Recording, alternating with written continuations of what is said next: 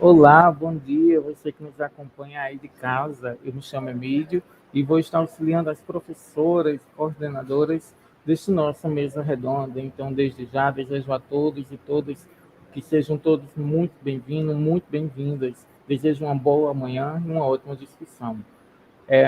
Nossa mesa, que tem por título Infâncias na Educação Infantil, Enfrentamentos Fundamentais nos Direitos das Crianças. Nossa mesa do 8º Encontro de Pesquisa Educacional em Pernambuco. A nossa mesa ela conta com a presença das professoras Patrícia Maria Uchoa, Rita de Cássia de Freitas, Maria Luísa Flores e Silvia Helena de Vieira. Neste momento, quero convidar a professora Patrícia, que será a mediadora da nossa mesa. Professora Patrícia, muito bom dia, seja muito bem-vinda, fique à vontade. Bom dia a todas e todos, boa tarde, boa noite a quem for ver a gente em outro dia. É com muita felicidade, né, que a gente começa essa mesa, né? Primeiramente, é com muita felicidade que a gente realiza esse 8º EPEP, né, que é um encontro de resistência, né, diante de todas as dificuldades que todas e todos estão passando. A gente está aqui, né, para começar essa mesa. Desde terça-feira estamos no EPEP, que é o nosso encontro, é um encontro muito importante, promovido pela Fundação Joaquim Nabuco. É um encontro que já está na sua 8ª versão, né, e que reúne pesquisadores, professores, né, para gestores, para discutir a educação no Brasil. Então, a gente está aqui hoje com essa mesa, é a mesa do GT7. O GT7 é o GT que tem como título Educação para as crianças de 0 a 6 anos. Então, é um GT que é coordenado por mim, mas também pela pesquisadora Jusceli Bengert, da Fundação Joaquim Nabuco, e pela professora Conceição Gislane Nóbrega, que é professora da UFPE, da Universidade Federal de Pernambuco. Então, é uma alegria grande dividir com essas duas companheiras de luta a coordenação desse GT. E hoje a gente está com essa mesa aqui, o Emílio já falou o título da mesa, Infâncias e Educação Infantil, Enfrentamentos Fundamentados nos Direitos das Crianças, né?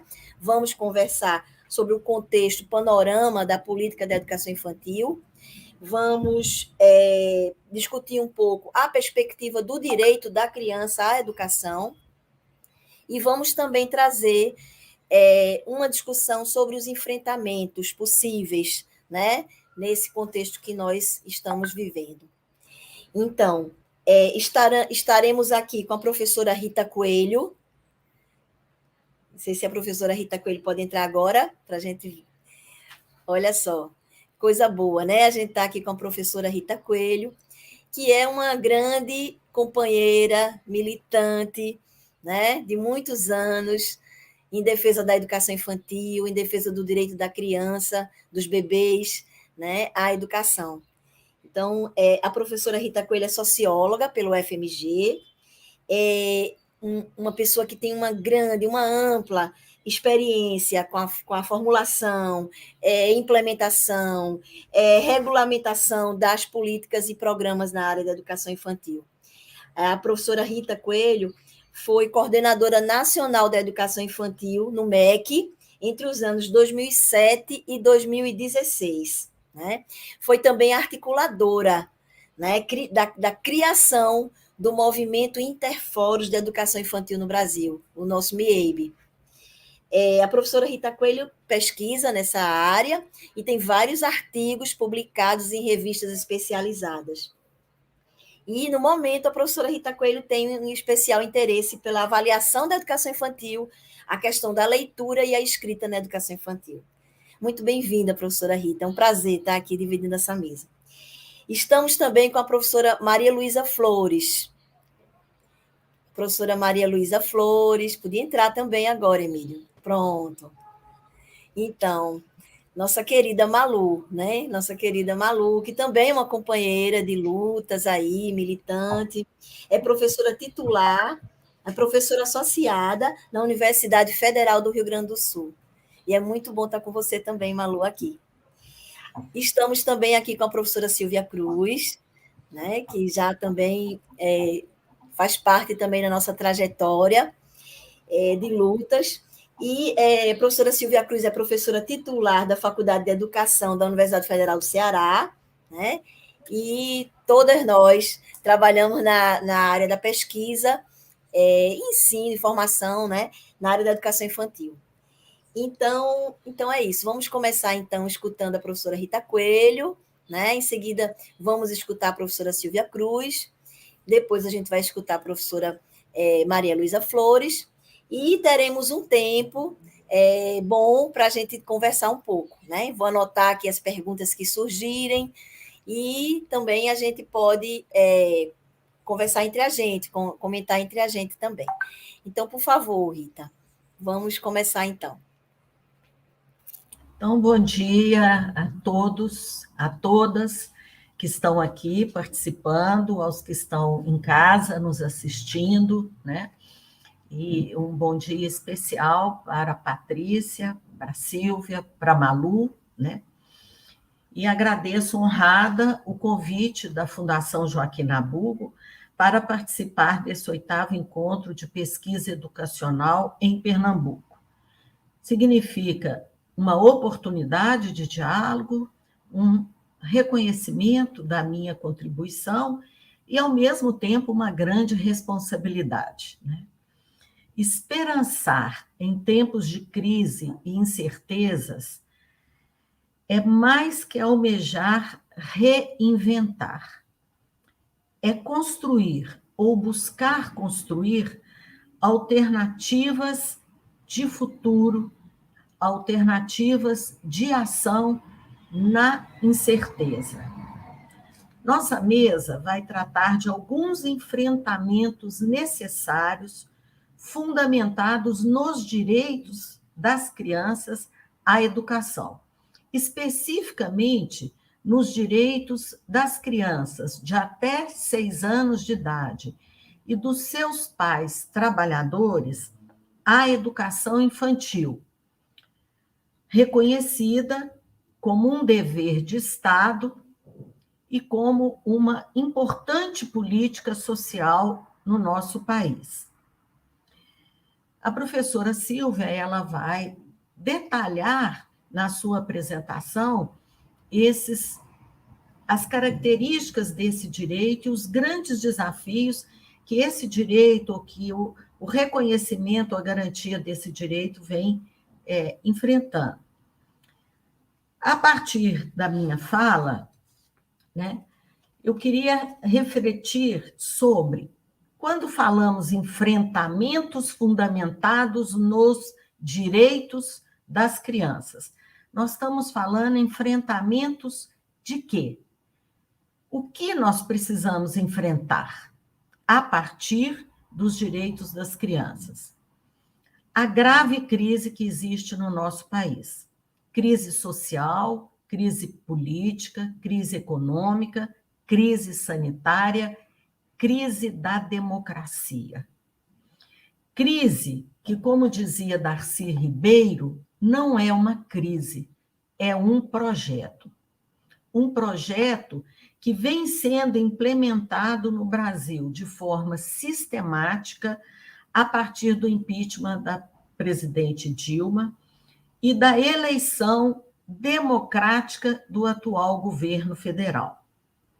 Que relação podemos estabelecer com a educação infantil e este contexto? Na minha exposição, que é apenas uma visão, uma possibilidade de análise, dentre inúmeras, de uma realidade extremamente complexa, desafiante, uma realidade com características de exceção, quero demonstrar por que é importante lutar nacionalmente pelo direito à educação infantil neste contexto. e quero almejar de forma justificada que nossa mesa contribua para fortalecer uma articulação em âmbito nacional das forças progressistas em defesa da educação infantil como uma das estratégias de enfrentamento de questões históricas estruturais que ameaçam uma sociedade democrática, participativa, mais justa, menos desigual. E a partir da minha fala de contexto, onde eu quero demonstrar a educação infantil como uma estratégia de defesa da democracia, a Malu vai trazer, então, vai propor algumas dimensões de estratégias potentes, né, neste contexto para a nossa luta. Eu organizei a minha fala em 3 partes. Na primeira, eu quero tratar da evolução positiva da educação infantil, dos avanços na garantia deste direito e os avanços frente ao dever do poder público. E isso tudo num curto tempo histórico. Na segunda parte, eu quero trazer os ataques que a educação infantil vem vivendo como parte de um outro projeto de sociedade e ataques que não são específicos da educação infantil. Eles se manifestam especificamente ou se manifestam nas especificidades da educação infantil, mas eles vêm ocorrendo em outras áreas, né, das políticas sociais do Brasil. E na terceira parte, eu quero mostrar por que a educação infantil ela é uma estratégia de defesa da democracia. Então, iniciando a minha primeira parte, eu quero lembrar que a educação infantil integrou os respectivos sistemas educacionais como primeira etapa da educação básica a partir de 1996, com a LDB, aprovada em dezembro de 96 e que estabeleceu 3 anos de transição, de ajustes, de adaptação. Portanto, essa integração vai ocorrer ou vai começar a se organizar no âmbito dos sistemas de uma forma mais abrangente a partir de dezembro de 1999, ou seja, a partir de 2000. Tá? Por outro lado, até 2007, não existia financiamento para a educação infantil. O município que tinha no seu orçamento uma disponibilidade, ele investia na educação infantil. Mas a maioria dos municípios brasileiros que vivem de transferência de recursos da União não tinham como garantir a educação infantil. Então, é a partir de 2007, né, que são assegurados recursos constitucionalmente vinculados às matrículas da educação infantil e que é assegurado o salário educação também para a educação infantil, que nós vamos, então, ver, né, a possibilidade de um crescimento ou de uma integração mais efetiva da educação infantil, né? Quer dizer, a integração ganha uma efetividade a partir de 2007, com a vinculação constitucional de recursos às matrículas da educação infantil. Quer dizer, precisamos destacar, né, que estamos falando de uma política que, no âmbito do sistema educacional e na perspectiva do direito à educação, vem sendo construído nos últimos 20 ou 13 anos. Um período muito curto para uma evolução tão positiva. A partir dos dados das sinopses do censo escolar, podemos constatar, e vocês podem conferir isso, né, no período de 98 a 2020, uma significativa e constante ampliação das taxas de matrícula na educação infantil, creche e pré-escola. Na creche, nesse período, nós tivemos uma ampliação de 990% de matrículas na educação, nas creches. E na pré-escola, de 58,22%. Outro indicador importante é a alteração no grau de formação das professoras. Em 2000, 11% dos docentes que atuavam em creche possuíam ensino superior. E na pré-escola, 24% dos docentes possuíam ensino superior. Em 2020, 80% dos professores que atuam na pré-escola possuem ensino superior e 78,5% dos professores que atuam em creches. Vale ainda destacar os avanços no financiamento da educação infantil, tanto em relação ao Fundeb quanto em relação ao salário educação.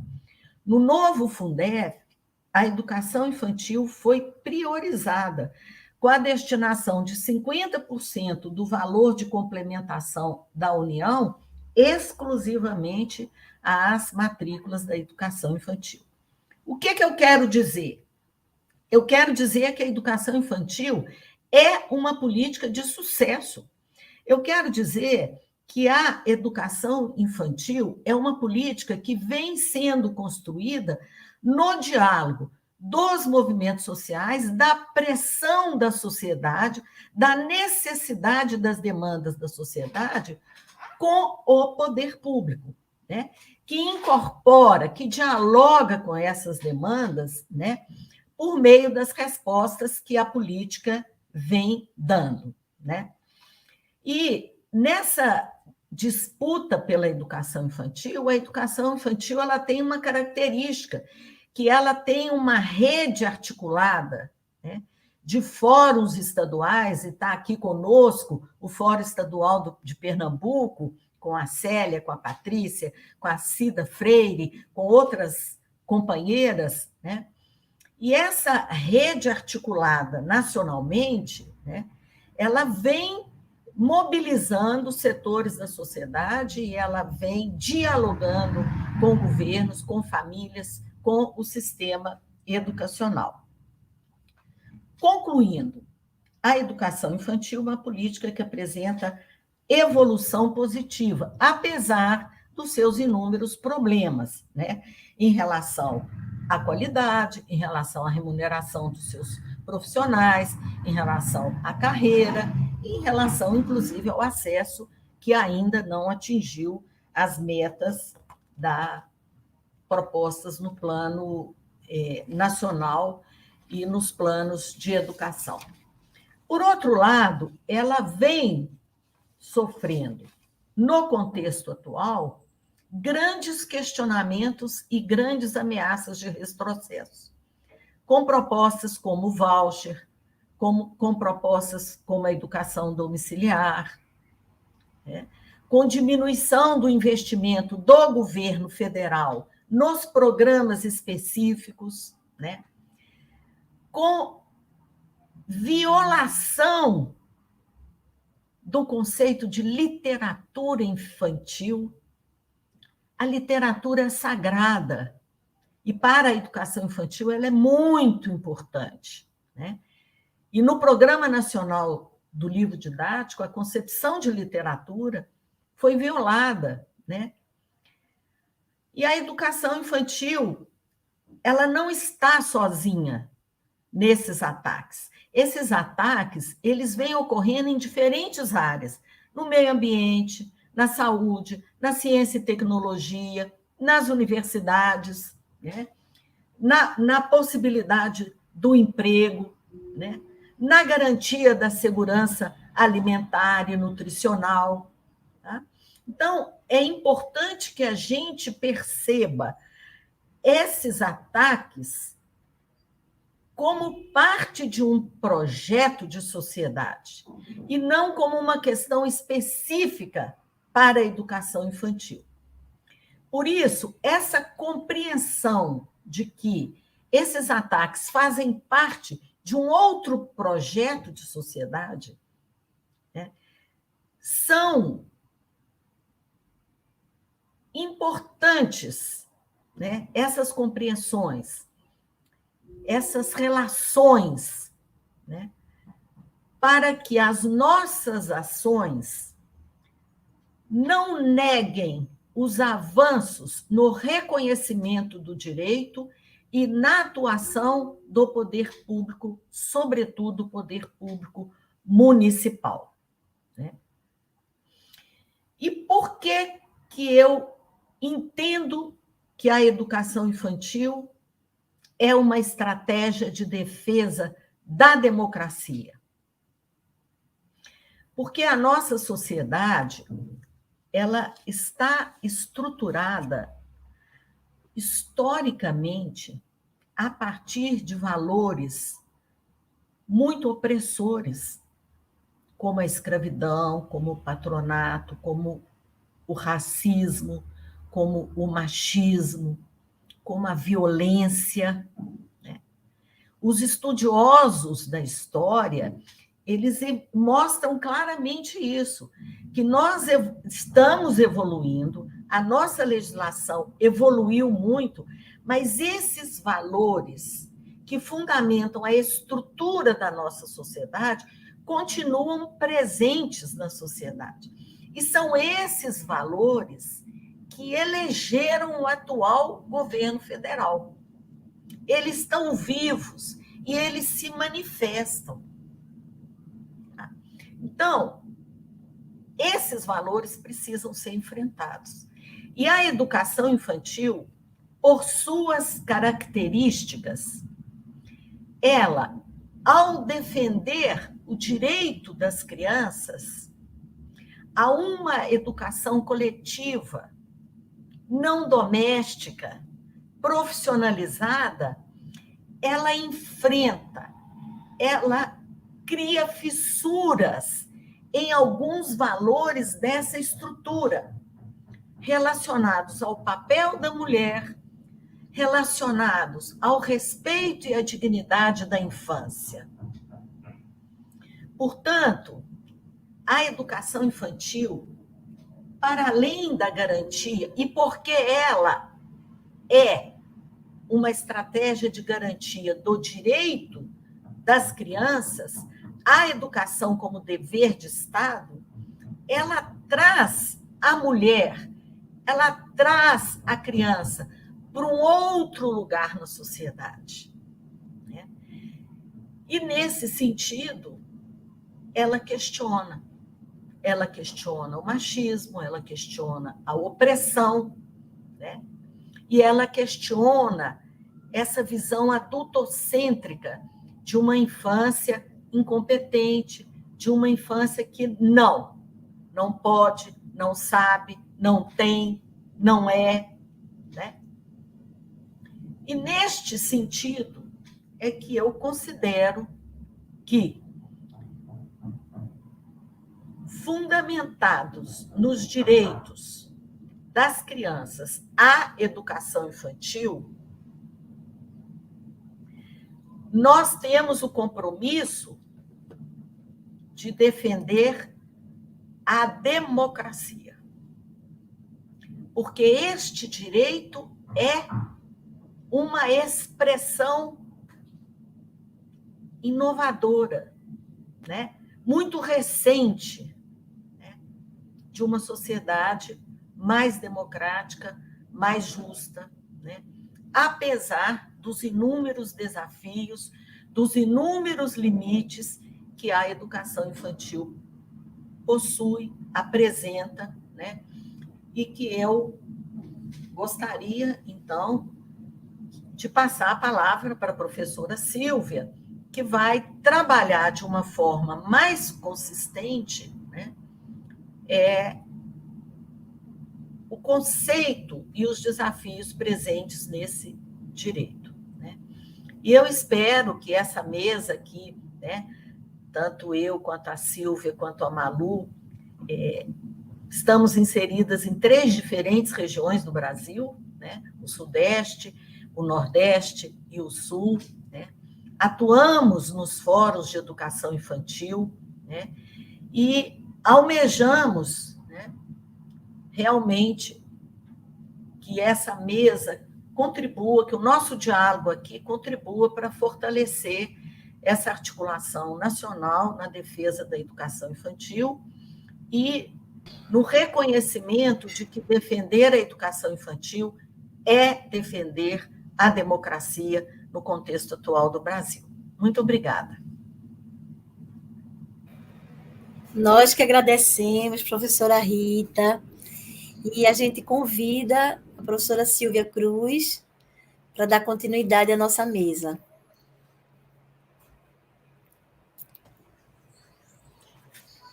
Bom, bem-vinda, professora. Obrigada. É um grande prazer estar participando do EPEP. Quero agradecer muito o convite feito pela Patrícia, em nome da Fundação Joaquim Nabuco, e parabenizar por esse evento.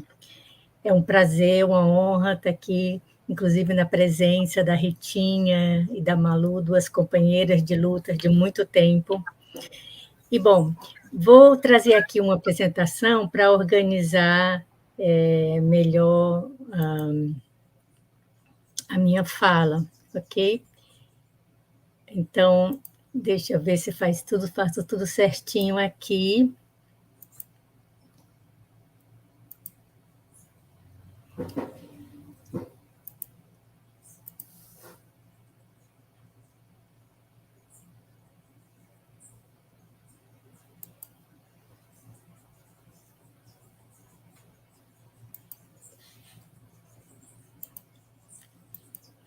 Não sei por que não está ficando na apresentação.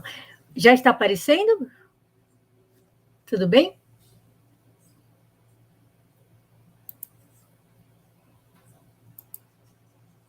Alguém podia me confirmar se está aparecendo a apresentação?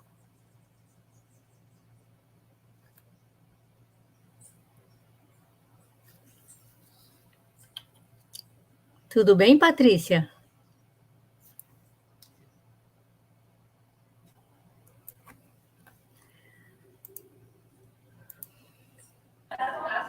Ok. Sim, professora, conseguimos visualizar. Saiu de tela agora.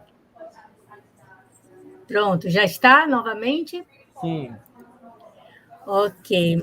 Então, pessoal, nós vamos conversar um pouquinho, né, dentro desse tema, infâncias e educação infantil, enfrentamentos fundamentados nos direitos das crianças, alguns aspectos que eu selecionei, é claro que são sempre algumas escolhas, né, e eu acho que essa fala brilhante inicial da Ritinha já, inclusive,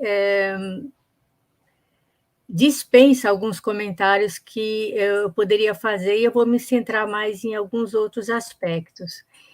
Então, entre esses antigos e novos desafios que fazem parte, né, dessa área da educação infantil, eu queria destacar apenas algumas questões mais recentes, né, que foram intensificadas nesse momento de pandemia, né? Então, como a Ritinha falou, a educação infantil está no centro das políticas públicas de uma maneira, num tempo relativamente curto, né?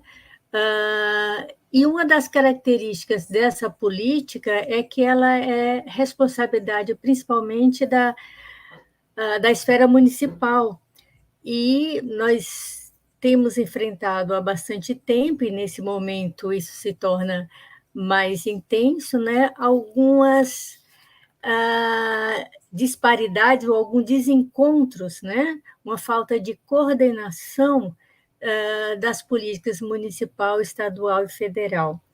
Já há bastante tempo, estudiosos como a Fulvia Rosenberg vêm apontando a necessidade de uma maior articulação, né, entre essas 3 esferas.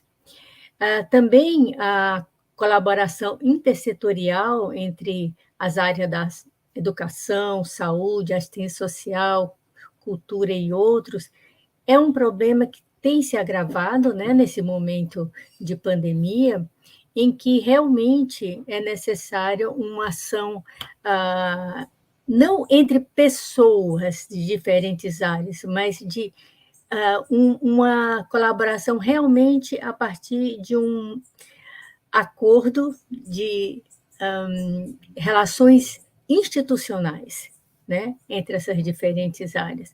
A criança é atendida muitas vezes a partir de ações, de projetos que não conversam com outras áreas, né?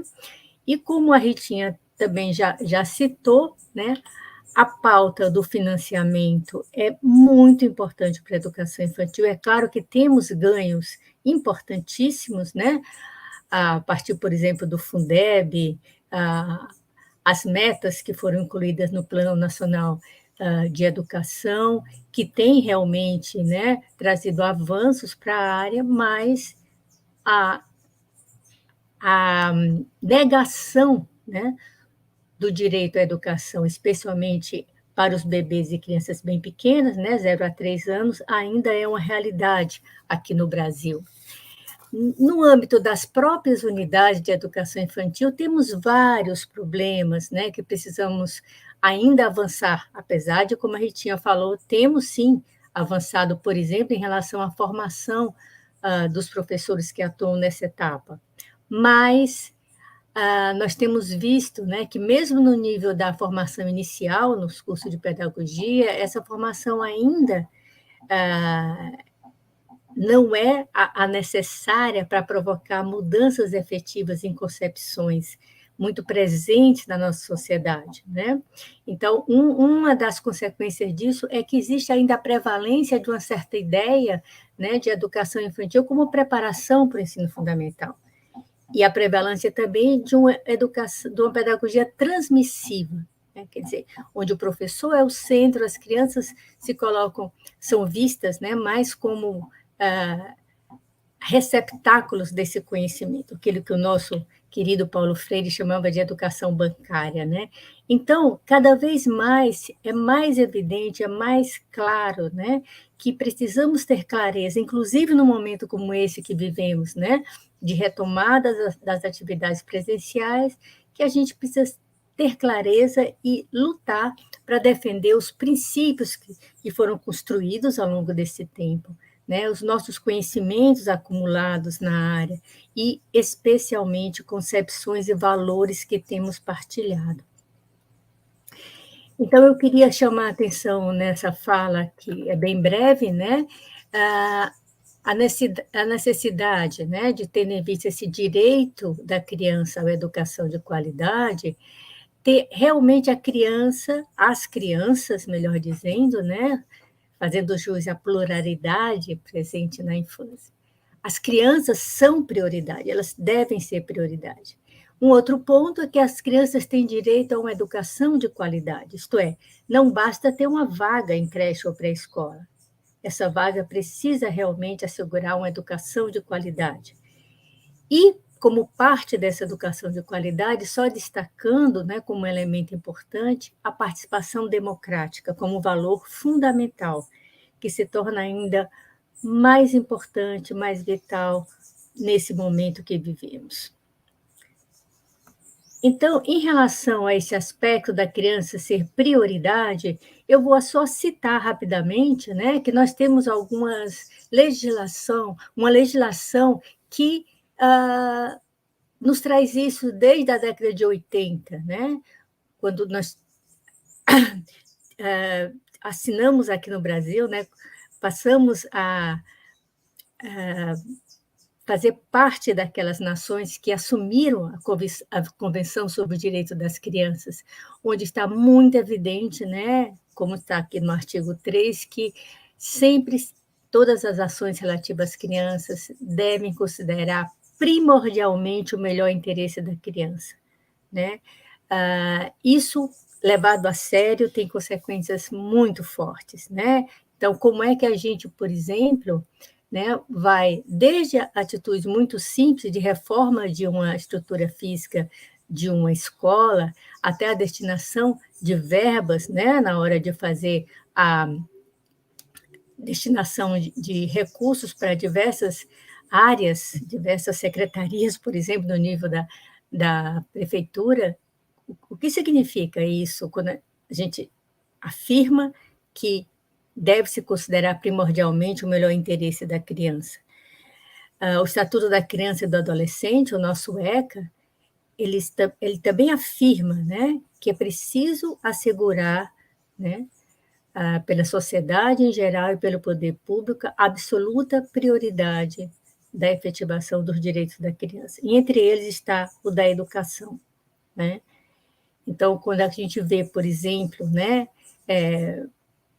municípios se dizendo sem recursos para investir na educação infantil, mas destinando recursos a outras áreas, né, que, na verdade, né, atendem mais a interesses de grupos da sociedade, a gente vê como, né, essa absoluta prioridade não está sendo levada a sério, né? No marco legal da primeira infância, mais recentemente, também é afirmado, né, que as políticas públicas voltadas ao atendimento dos direitos das crianças na primeira infância, até os 6 anos, também vão atender o interesse superior da criança. E outro aspecto importante é que vai incluir a participação da criança na definição dessas ações que lhe digam respeito. Então, e esse inciso 2, existem vários outros incisos, é claro, mas ele já traz uma questão que eu acho importante destacar, que é essa participação da criança, ok? Então, um outro aspecto, aquele aspecto que eu já tinha apontado antes, né? As crianças têm direito a uma educação de qualidade. Como é que ela se efetiva, de fato, né? Então, esse direito, né, a uma educação de qualidade é um dos princípios que está presente desde a Constituição brasileira, como também está presente na LDB. E ele vai se efetivar em relação à educação infantil quando a gente leva a sério algumas características bem específicas da educação infantil, né? Quando a gente pensa na finalidade dessa etapa da educação, na imagem de criança que subsidia a prática pedagógica, a concepção de currículo, o papel do professor, essa questão que eu queria destacar da participação democrática e as condições para o trabalho pedagógico. Então, a finalidade da educação infantil, sempre, desde a LDB, é claramente definida como o desenvolvimento integral da criança. Ela nunca foi revogada, no entanto, a gente vê na prática, né, nas diversas instituições, como ela é esquecida, essa finalidade. E nesse momento que a gente está retomando as nossas atividades, a gente se pergunta qual é a finalidade que está guiando, né, esse momento de retomada das atividades presenciais. A gente está pensando mesmo na criança em todos os seus aspectos, né? A imagem de criança que nós temos, também como dizia o Malaguzzi, é o cimento que sustenta todo o projeto educativo. É essa imagem que vai dirigir as escolhas sobre o que e como educar. Nas diretrizes curriculares nacionais da educação infantil, essa imagem está muito clara e também está bem explícito que é essa criança que deve ser o centro do planejamento curricular. Mas como é que ela aparece, né, nas nossas posturas, nas nossas ações cotidianas? Realmente a criança tem sido o centro do planejamento curricular e da avaliação das ações que propomos, né, nas nossas creches e pré-escolas, né? A concepção de currículo, que é algo inovador, revolucionário, né, dentro da educação, né, que traz realmente assim, uma ênfase muito grande para as práticas que articulam aquilo que a criança é, aquilo que ela traz, suas curiosidades, seus interesses, né, com todo esse patrimônio que nós temos de conhecimentos, né, em várias áreas, né, o nosso patrimônio cultural, artístico, ambiental. Essa concepção de currículo muitas vezes é desconhecida, infelizmente, né? Então, eu faço essa pergunta, né? Que currículo temos oferecido em nossas creches e pré-escola? é um currículo que diz respeito mesmo à educação infantil, que respeita, né, essa característica da criança de conhecer através das suas próprias experiências. O papel do professor é fundamental, né, para garantir essa qualidade a que as crianças têm direito. Então, esse professor não é aquele que ensina, que centraliza tudo, todas as decisões, né? Não, ele é aquele professor sensível que escuta e promove a participação das crianças em todos os aspectos. Isso não é uma coisa fácil de acontecer, não é da nossa tradição, né, nessa nossa sociedade tão adultocêntrica, como lembrou a Ritinha, né? Esse papel do professor, nessa escuta, né, nessa sensível escuta das crianças em todas as suas linguagens, ela precisa acontecer no cotidiano. O conceito que a BNCC traz de campos de experiência, os direitos de aprendizagem das crianças, elas não acontecem se não houver essa escuta, né? Se o professor continuar insistindo a ser o centro de toda a ação educativa. Por isso a pergunta: qual tem sido o papel dos professores nesse processo de retomada das atividades presenciais? Como é que ele tem escutado as crianças, né? E em relação ao item da participação democrática, eu queria apenas dar alguns toques, né? Fazer alguns lembretes em relação a isso, que é um tema tão complexo, né? E tão importante. Mas, primeiramente, lembrar, então, que esse processo participativo é o que vai permitir não só o compartilhamento das decisões, mas a corresponsabilização dos diferentes membros da comunidade educativa. Quer dizer, quando as decisões são frutos de discussões e tomadas de forma participada, todos se tornam corresponsáveis por elas. Famílias, professores, auxiliares, crianças. Então, eu lembro aqui uma fala do Peter Moss, quando ele diz que a participação democrática é um critério importante de cidadania. É um meio pelo qual crianças e adultos podem se envolver com outros na tomada de decisões. Então, não é na realização das decisões, é na tomada de decisões que afetam eles mesmos, grupos dos quais eles são membros e a sociedade como um todo.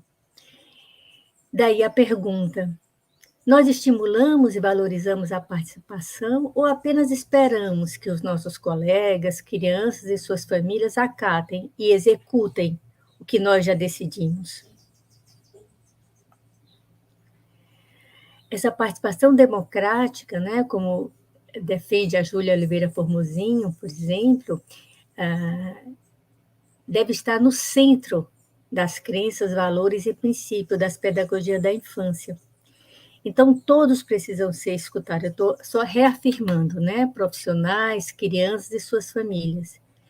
E nesse momento tão delicado, tão complexo, né? Que as atividades presenciais nas creches e pré-escola estão sendo retomadas, né? Como é que garantimos a escuta responsiva de todos esses sujeitos? Eu estou lembrando tudo isso ainda, né? Só lembrando em termos da educação infantil de qualidade. Né? E como ela é pouco ainda efetiva na nossa tradição, não só pedagógica, mas como sociedade de modo geral, eu lembro que a participação democrática supõe também a escuta das crianças. Né?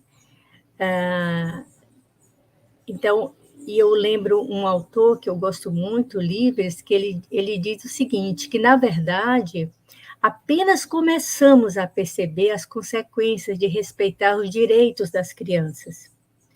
Levar as crianças a sério significa que temos que abordá-las como parceiras. Isso realmente quebra totalmente uma visão tão adultocêntrica que prevalece ainda na nossa sociedade. Considerar as crianças como parceiras, né? E, no caso aqui, parceiras do trabalho educativo, né? e aí eu estou falando de parceiros desde bebês, crianças bem pequenas, com uma necessidade para garantir a qualidade da educação que essas famílias, que essas crianças têm direitos, essas crianças e suas famílias. Assim, nas considerações finais dessa breve conversa, né, eu queria só enfatizar que não podemos abrir mão dos nossos princípios, concepções e valores que foram construídos ao longo desses anos, né? E eles devem guiar as escolhas a serem feitas, tendo em vista, inclusive, essa ideia, né, da criança como prioridade, a criança como sujeito de direitos, né? Então, eu sugiro, eu realmente acredito, né, que é preciso pensar em todos esses princípios que vêm sendo construídos, esses valores, concepções, para discutir de forma conjunta, né? Como que tudo isso vai guiar nossas decisões? Como é que nós vamos compatibilizar tudo isso com uma segurança adicional que, nesse momento, está sendo exigida de todos nós, né? Nós temos de discutir, né, continuar discutindo naqueles lugares que tiveram a oportunidade de discutir, mas as notícias que eu tenho é que não houve muita discussão antes da retomada das atividades presenciais. Mas que providências imediatas ainda precisam ser tomadas? Quais as principais demandas de formação, né? O que nossos profissionais, sejam professores, auxiliares, merendeiros, auxiliares de serviço, etc., né? Vigias, nós todos ainda precisamos de mais formação para enfrentar as demandas desse momento? Como é que nós estamos estimulando, né, a participação das famílias? O que ainda precisa ser feito em termos de estrutura física, compra de materiais? A gente já tem tido várias notícias de centros de educação infantil, escolas, que ainda não têm as estruturas físicas nem os materiais necessários, né? Como é que a gente vai proceder para ter um menor número de crianças em cada grupo? E, por outro lado, tem crianças que têm de ter atendimento prioritário. Nós temos de conhecer melhor as nossas crianças e saber quais são aquelas que precisam de um atendimento prioritário, né? E um aspecto que tem chamado muita atenção da gente, a gente tem estudado muito isso aqui por exemplo, em Fortaleza, num grupo de projeto de extensão que eu coordeno com professores e coordenadores e redes públicas, a gente tem estudado muito como expandir as atividades para fora da escola, né? Como é que a gente usa o espaço externo, aumenta o contato das crianças com a natureza, especialmente nesse momento, mas sempre, né?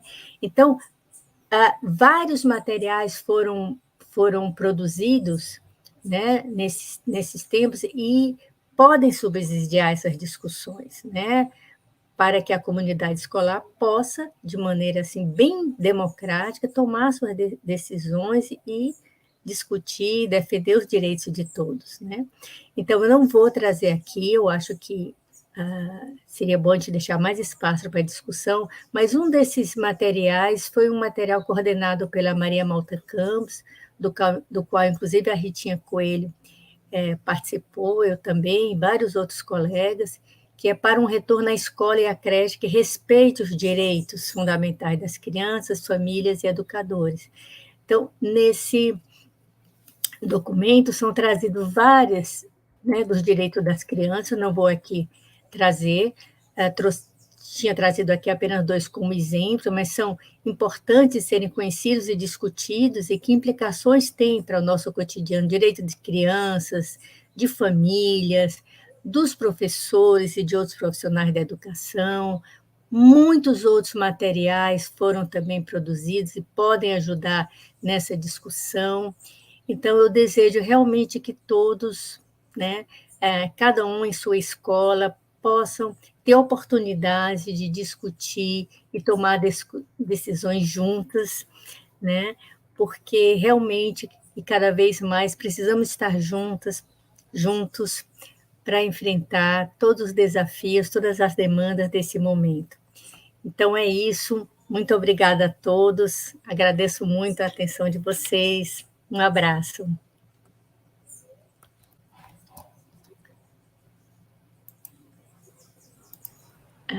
Nós que agradecemos, professora Silvia, excelente, né? A gente está falando de desafios, dificuldades, mas também de possibilidades, né? Apontando aí formas de enfrentamento. Que bom, vamos conversar mais daqui a pouco. Eu gostaria, então, agora de chamar a professora Maria Luísa Flores para a gente dar continuidade. Bem-vinda, Malu. Obrigada, Patrícia. Obrigada, querida. É um prazer estar aqui. Quero agradecer esse convite aqui na figura da Patrícia, agradecer o convite a toda a equipe de organização do evento, a equipe da Fundagem, que faz esse evento tão potente, esse 8º EPEP, né? Que está aqui tematizando esperançar em tempos de crise. Então, nós estamos aí, eu também vou tentar me alinhar à fala das colegas que me antecederam, é uma honra estar aqui com a Rita e com a Silvia, e vamos sim esperançar, apesar de que para esperançar, nós precisamos ter a clareza da crise que vivemos, precisamos ter a clareza desses elementos que constituem a nossa conjuntura, como a Rita Coelho tão bem apresentou. Então, para mim, é bem fácil agora, né, aquela questão assim da gente olhar a partir dos ombros dos gigantes. Então, eu estou aqui com 2 gigantes à minha frente, a Rita e a Silvia. Então, é a partir deste olhar de conjuntura e a partir deste olhar da Silvia para as especificidades da educação infantil que eu vou fazer uma fala tentando colaborar, trazendo alguns elementos aqui para o nosso debate. Mas antes disso, eu ainda queria fazer um destaque, parabenizar a UNCM Pernambuco por ter assumido a Secretaria Executiva da Rede Nacional Primeira Infância, agora dia 19, se não me engano, na semana passada, né? Então, eu acho importante estar aqui.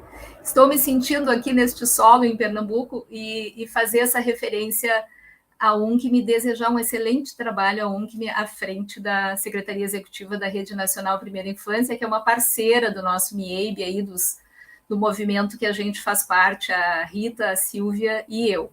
Então, agora eu vou compartilhar aqui alguns slides para a gente conversar nesses minutos que temos. Vocês só me confirmam aí se está aparecendo.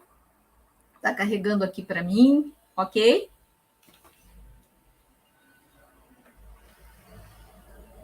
Posso continuar? Quem está nos ajudando aí na técnica, o Emílio, está tudo bem com a apresentação?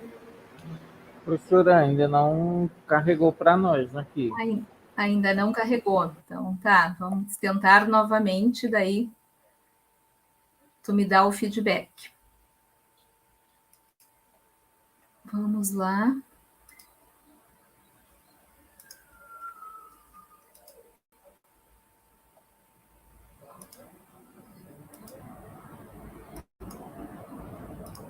E agora? Sim, professora, já está em tela. Muito obrigada, Emílio. Então, a gente está aqui nesse tema, infâncias e educação infantil, enfrentamentos fundamentados nos direitos das crianças, né? Então, vou colaborar aqui para a gente conversar um pouco sobre esses enfrentamentos, desde o lugar aonde os meus pés pisam, né? Importante a gente se situar a partir das palavras do Leonardo Boff. Então, eu sou professora na Universidade Federal do Rio Grande do Sul, como a Patrícia já disse, coordeno o grupo de estudos e pesquisa sobre políticas públicas de educação infantil e o programa de extensão universitária Educação Infantil na Roda, juntamente com a minha colega querida Simone Albuquerque. E sou uma ativista, sim, do Fórum Gaúcho de Educação Infantil, desde a sua criação, e do MIEB, lá em 99, a gente está aí com o nosso movimento completando 21 anos, e também a campanha, seus 21 anos, Campanha Nacional pelo Direito à Educação, eu integro aqui o Comitê do Rio Grande do Sul. Então, é desse lugar de professora formadora em cursos de licenciatura, de alguém que já foi professora de rede pública, da rede municipal, da rede estadual aqui no Rio Grande do Sul, e também professora em instituições privadas de educação infantil, de educação básica e de ensino superior. Então, organizei uma apresentação aqui para a gente focar em alguns aspectos, dividido em 3 partes. A primeira, a construção desse direito à educação infantil como primeira etapa da educação básica, para salientar algumas conquistas, como a Rita já fez, então vou passar bem rápido por essa parte, os direitos das crianças e os deveres do Estado e das famílias, como pede a nossa mesa temática, e alguns enfrentamentos, que também está no título da mesa, e eu coloquei aqui novos e antigos, né? Porque alguns são realmente novos e outros são antigos, que se mantêm como demandas represadas, e outros voltam com novas roupagens, mas são enfrentamentos que a gente precisa assumir.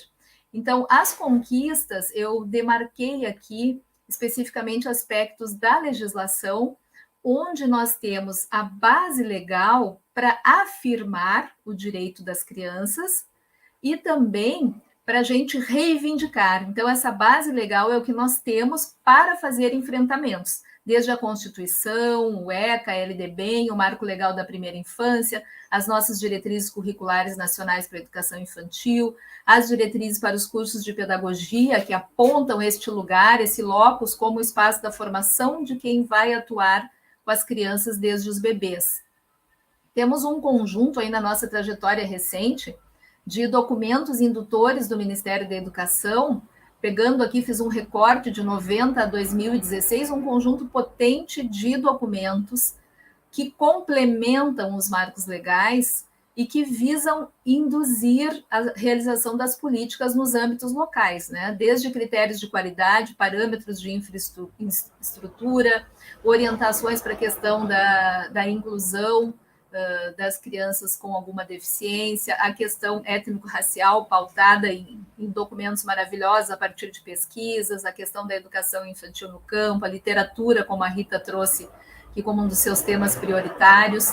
Então, a gente tem um arcabouço importante também que nos apoia nas ações de formação, no caso das universidades, dos centros de formação, e também lá nas práticas, na formulação das políticas no âmbito dos municípios. E nós temos a educação infantil como a meta 1 no PNE anterior e no PNE atual, e a educação infantil também, como já foi dito, incluída no Fundeb desde 2006, e agora, novamente, com assento privilegiado no Fundeb permanente, lei aprovada em 2020. Então, é deste lugar que nós olhamos para fazer as nossas avaliações, os nossos monitoramentos e também os nossos enfrentamentos e as nossas disputas. O que diz a nossa diretriz curricular sobre a concepção de educação infantil? Eu sempre gosto de usar essa concepção porque ela parece tão singela, mas ao mesmo tempo ela é tão potente, ela é um alvo de tantas disputas, porque ela não é, apesar de um texto singelo, ela é muito potente no que ela coloca como direito das crianças, né? Então, a educação infantil ela é oferecida em creches e pré-escolas, ou seja, há uma unidade. Com esta pequena frase aqui, essa parte da frase, eu já poderia afirmar não ao voucher para a educação infantil, porque a gente está aqui afirmando uma identidade indissociável entre a creche e a pré-escola, que deve ser oferecida em espaços institucionais não domésticos, que pode ser oferecida em estabelecimentos públicos ou privados, sendo que esses estabelecimentos devem educar e cuidar das crianças, também de maneira articulada, contemplando a faixa etária do 0 aos 5 anos, sabendo-se que essas crianças completarão 6 anos no último ano da pré-escola, até que elas atinjam um ponto de corte para o ingresso no ensino fundamental, e este atendimento se dá em período diurno. Isto é muito importante e alvo de disputas ainda até hoje, a compreensão de que nós estamos falando de uma educação aqui vinculada à educação básica e não de um atendimento social que pode ser muito justo, necessário, reconhecido socialmente, mas que se coloca em outro lugar. E a questão da duração da jornada, que pode ser integral ou parcial, é também, sim, um enfrentamento, uma questão de disputa para nós, especialmente no contexto da pandemia. Então, eu acho que essa concepção aqui, ela corrobora com aquela base legal que eu citei anteriormente e nos traz com muita firmeza e com muita clareza o que é a educação infantil, ou seja, qual a concepção de educação infantil que deve ser vigente em qualquer espaço, independente da nomenclatura. Ao mesmo tempo, a concepção de currículo para a educação infantil que nós construímos nas diretrizes curriculares, ela também nos apoia nesse texto tão simples e breve, né, ao afirmar que esse currículo são as práticas que são desenvolvidas nas instituições, as práticas pedagógicas que devem se apoiar nos eixos interações e brincadeiras, ela, ao mesmo tempo que parece tão singela, ela é uma sustentação enorme para nós e muito potente contra os ataques que nós sofremos do ponto de vista das políticas curriculares para a educação infantil, seja com programas do atual governo federal ou de outros governos também anteriores, seja na questão da imposição de um livro didático para a educação infantil, seja na questão de apostilamentos para a educação infantil. Então, nós temos aqui nesse nosso arcabouço de concepções que estão lá presentes nas diretrizes, ferramentas para os nossos enfrentamentos. E os direitos das crianças, a Silvia também nomeou, né? Eles são direitos e são, por outro lado, dever do Estado e da família, por exemplo, em relação à oferta, em relação à matrícula, em relação à frequência, e no âmbito das instituições, em relação à oferta do conjunto de experiências, de práticas cotidianas que as crianças têm direito a partir da nossa base legal. Então, é sim dever do Estado garantir essa oferta, que tem que ser pública, tem que ser gratuita e tem que ser de qualidade, sem requisito de seleção. E nós não temos que mendigar isso, isso é algo que está colocado, instituído, positivado na nossa Constituição para toda a educação básica, desde os bebês. O ECA vai colocar a criança à frente nesse conjunto de prioridades da política municipal, porque é da gestão municipal essa competência prioritariamente, de atender as crianças da faixa etária da educação infantil, e sinaliza para um conjunto de direitos que as crianças devem ter atendidos no âmbito da intersetorialidade das ações em cada município. E o ingresso dessa criança no ensino fundamental é algo que deve se dar num contínuo articulado, garantindo aprendizagens e desenvolvimento das crianças nessas transições, respeitando especificidades etárias. Então, a nossa concepção de currículo para a educação infantil, ela dialoga, ela tem uma intersecção com os anos iniciais do ensino fundamental. É importante a gente olhar para isto, porque as crianças de 6 anos, elas estão tanto na educação infantil quanto no ensino fundamental, a depender da idade, do mês em que elas aniversariam e que elas completam a exigência dos 6 anos já completos ou a completar até 31 de março. Então, nós temos que olhar para este direito das crianças e temos que garantir no plano dos currículos das instituições de educação infantil e de ensino fundamental, ou daquelas que oferecem as duas etapas, essas transições num contínuo, é isso que dizem as diretrizes curriculares nacionais gerais para a educação básica. Devemos garantir um contínuo, um processo para que as crianças possam ter respeitadas as suas especificidades nessas transições. Então, o atendimento desde o nascimento é, sim, dever do Estado. A universalização para a faixa etária da pré-escola é dever desde 2009, a partir da aprovação da emenda 59. 4 e 5 anos, universalizar até 2016. Isso é o que ficou colocado no texto legal.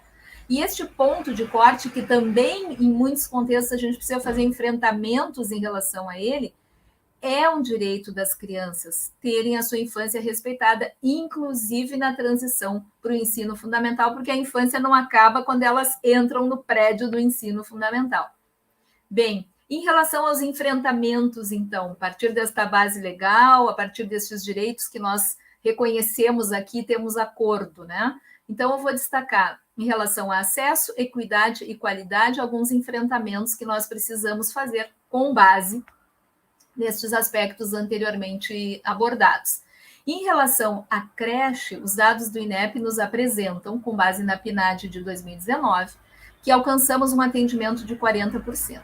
Mas, quando nós olhamos os documentos e o próprio relatório do INEP, além, por exemplo, do balanço da Campanha Nacional pelo Direito à Educação, ou os estudos dos tribunais de contas, que temos vários tribunais atuando nesta área na garantia do uso de recursos adequadamente para garantir o direito à educação infantil, a gente vê que, pela perspectiva, fazendo uma estimativa a partir dos pontos percentuais que vem crescendo esse atendimento da creche, nós não conseguiremos alcançar até 2024 os 50%.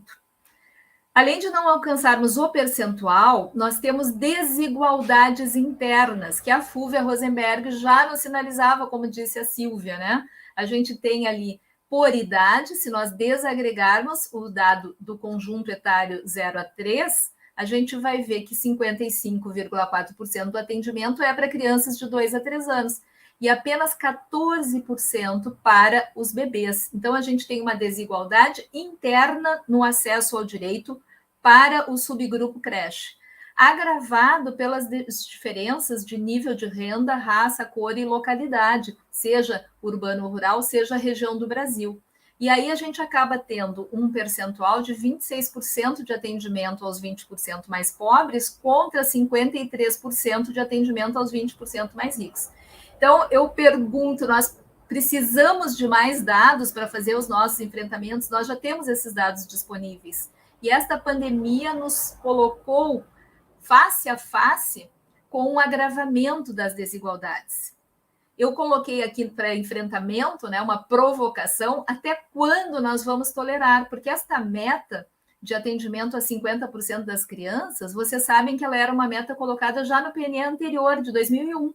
Então, nós vamos alcançar 24 anos sem a garantia desse direito, colocado em todo o nosso ordenamento legal e na nossa base conceitual em relação à educação infantil, afirmada nos estudos e nas nossas pesquisas do campo da educação infantil. Então, até quando nós vamos tolerar a negação do direito aos bebês mais pobres, aos bebês negros, aos bebês que residem no campo ou de regiões como a região norte, né? São questões aí que nós precisamos trazer à tona para avançar nos enfrentamentos. A pré-escola, que deveria ter sido universalizada até 2016, não foi. Teve um crescimento grande, como disse a Rita, nesse último período. Porém, há também desigualdade no atendimento, apesar dela ter sido declarada direito universal lá em 2009.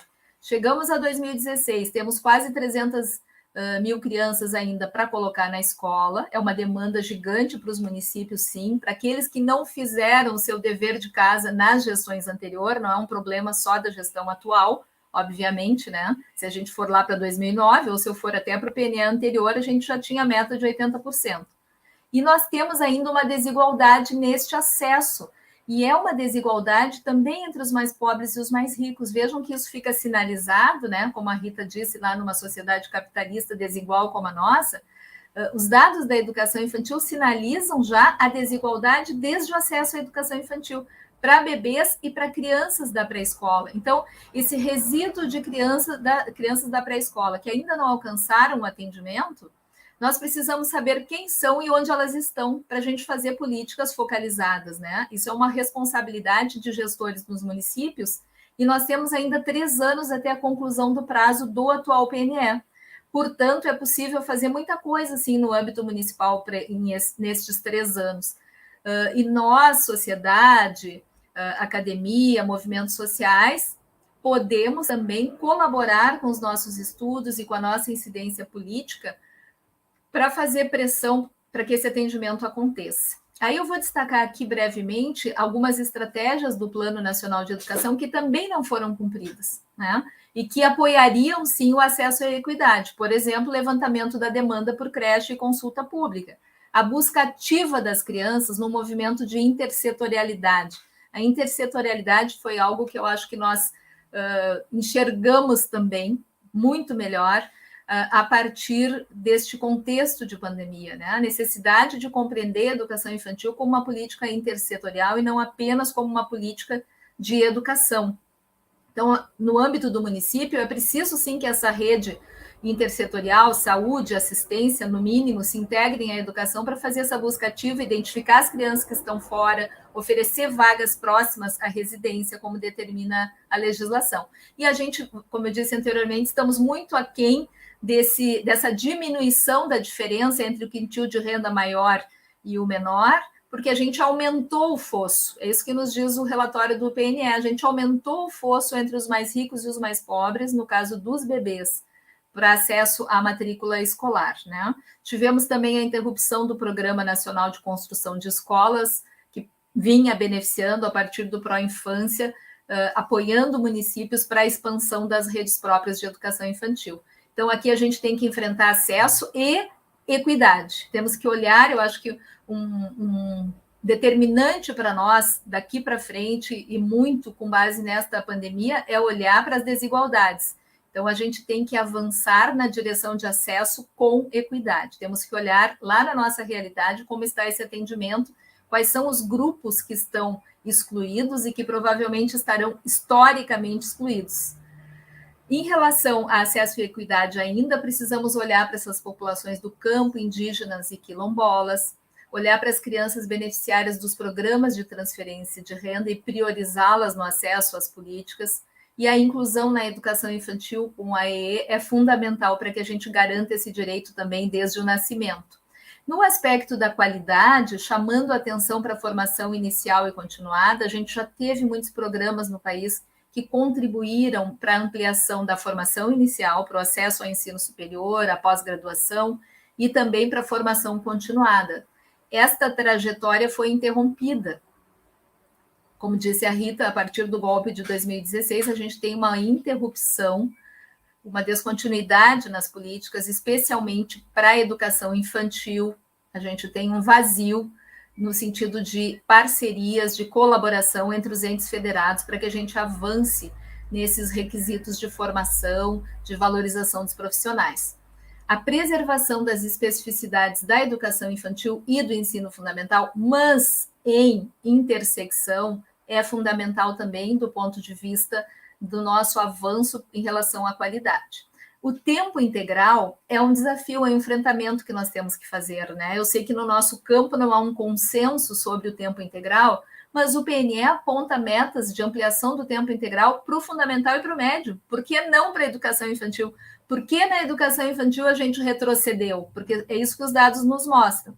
Com a pressão para ampliação da universalização da pré-escola, a oferta de tempo integral vem se reduzindo gradualmente. A expansão para a universalização da pré-escola vem sendo alcançada com base em, isso é o que dizem as nossas pesquisas aqui no Rio Grande do Sul, redução da jornada de atendimento, inserção de turmas em escolas que antes atendiam exclusivamente o ensino fundamental, redução ou até congelamento do atendimento aos bebês, às crianças bem pequenas, né?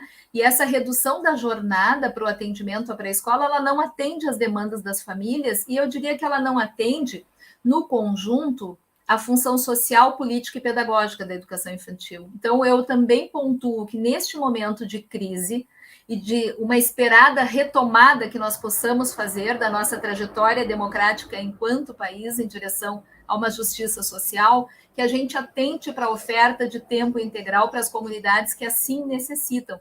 E aqui a gente está com uma pauta interseccional, porque a gente está falando das famílias em maior situação de vulnerabilidade e também estamos falando da questão da mulher, do direito da mulher, e ainda de famílias monoparentais, com as mulheres chefiando essas famílias, com as mulheres responsáveis pelo trabalho e, ao mesmo tempo, pela responsabilidade de atendimento às crianças. Eu acho que aqui a gente tem uma pauta fundamental para olhar aí para o próximo decênio, já pensando no nosso novo Plano Nacional de Educação.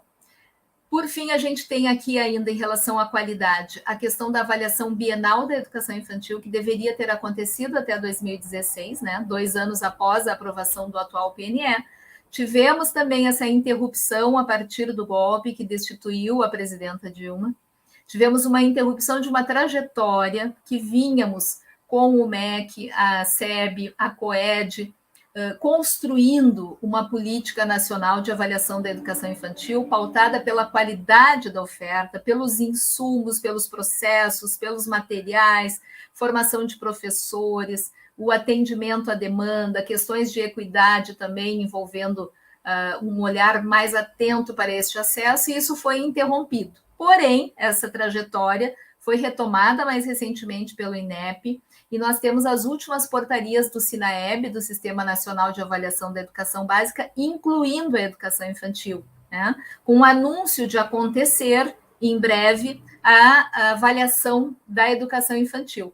Ainda que estes documentos referendem o que vinha sendo construído até então, que é esta avaliação com base nos insumos e nos processos, a gente precisa olhar também com muito cuidado para a avaliação de resultados, que vem sendo incorporada em alguns municípios em parceria com institutos e fundações privadas, né? Há um movimento que a Fulvia Rosenberg, lá na década de 90, já nos sinalizava, que a creche se torna ali um espaço para onde vêm pessoas e instituições fazer um uso instrumental das crianças para suas pesquisas. Então, isso está acontecendo neste momento com propostas de avaliação de desenvolvimento das crianças na creche.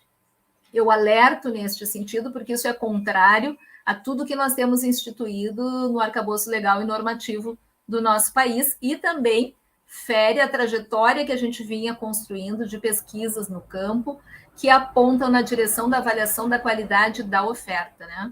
Então, esse padrão nacional de qualidade que a gente também vinha construindo, ele acaba sendo apropriado por outras instituições privadas, inclusive no âmbito da aprovação da BNCC e nas ações que decorrem desta aprovação da BNCC e que desencadeiam em ações de formação de profissionais e de avaliação de estudantes. Então, aqui a gente tem um enfrentamento para fazer uma disputa importante em relação à qualidade, né? Aqui é só uma citação da Rosenberg, quando ela nos afirma essas diferenças em vários dos seus textos, para a gente olhar para as questões sociais, as questões raciais, as questões de localização de moradia dos diferentes grupos de idade dentro da faixa etária da educação infantil.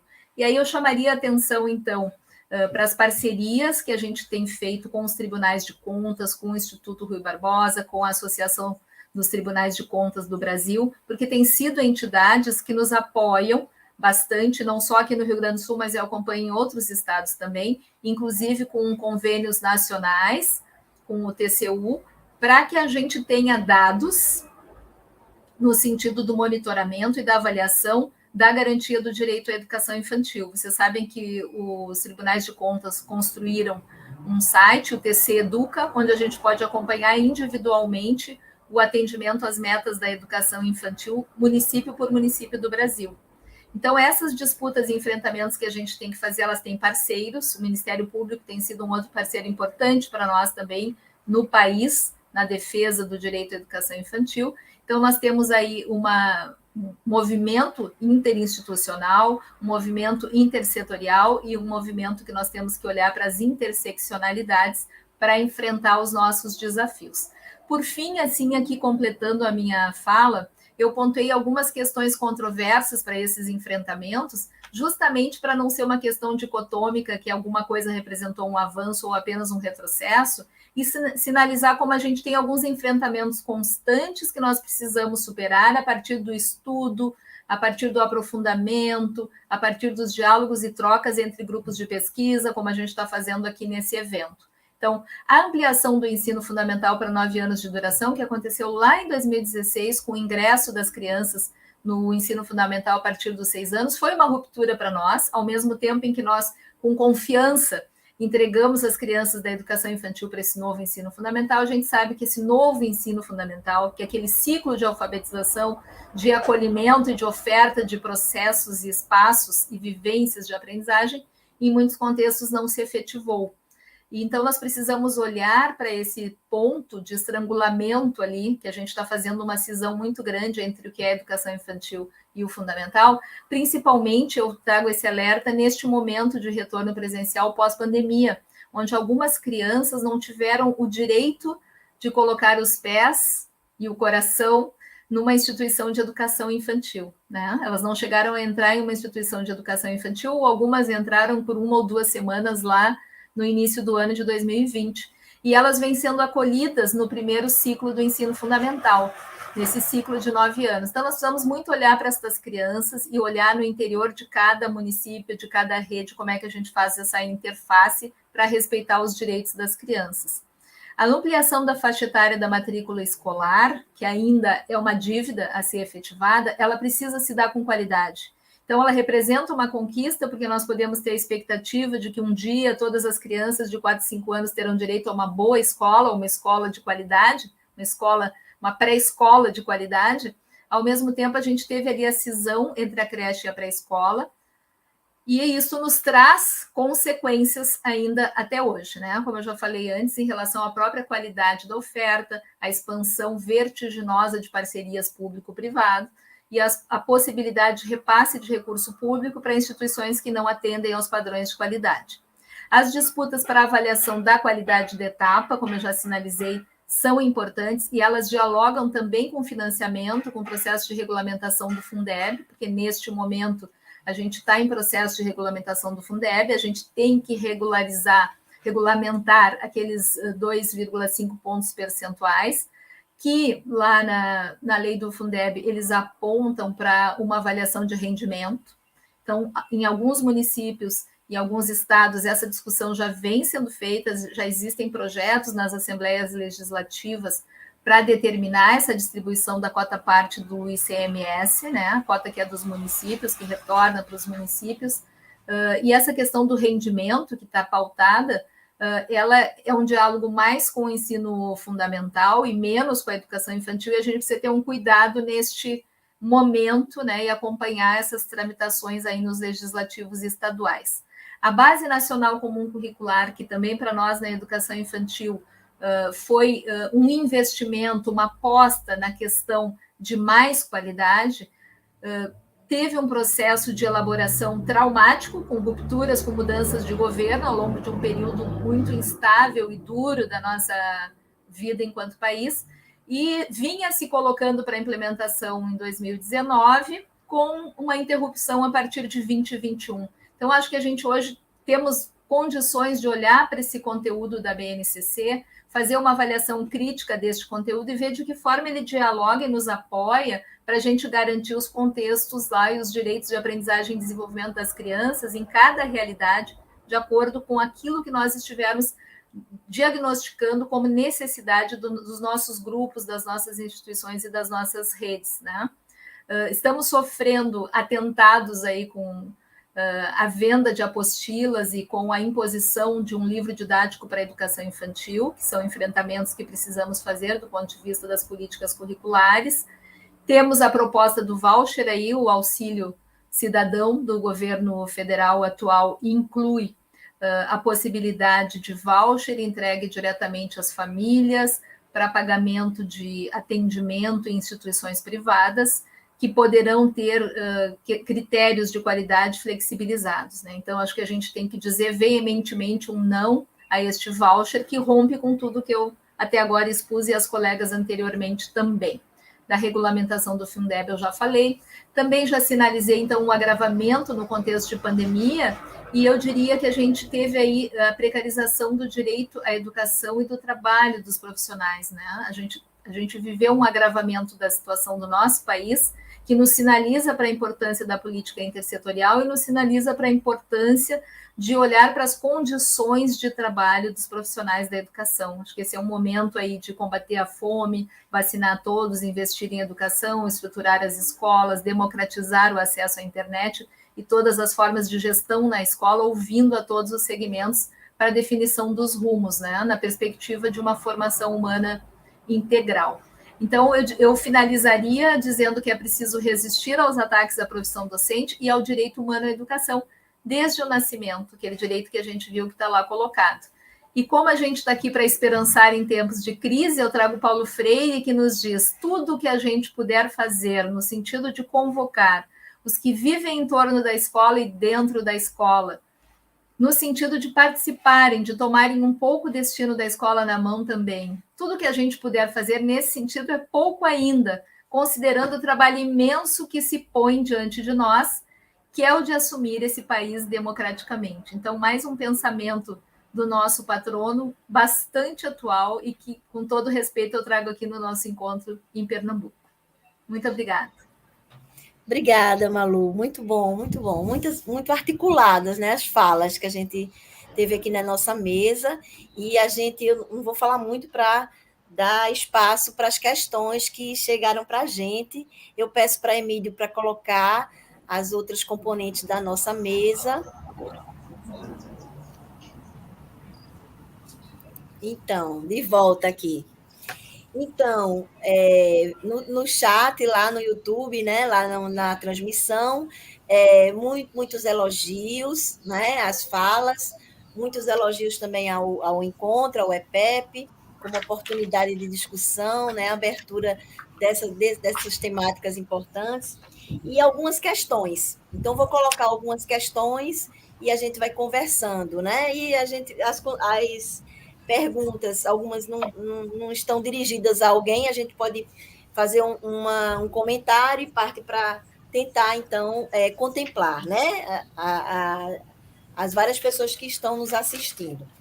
Então, a professora Ana Carolina Perrucci, né, inaugura aqui as perguntas e fala assim, e diz para a gente assim: a fala de Silvia mostra que não é por falta de leis, documentos normativos orientadores que temos um quadro ainda muito pouco respeitoso em relação à educação e aos direitos das crianças. O que está faltando, na opinião de vocês? Acho que é a fala de todas, né?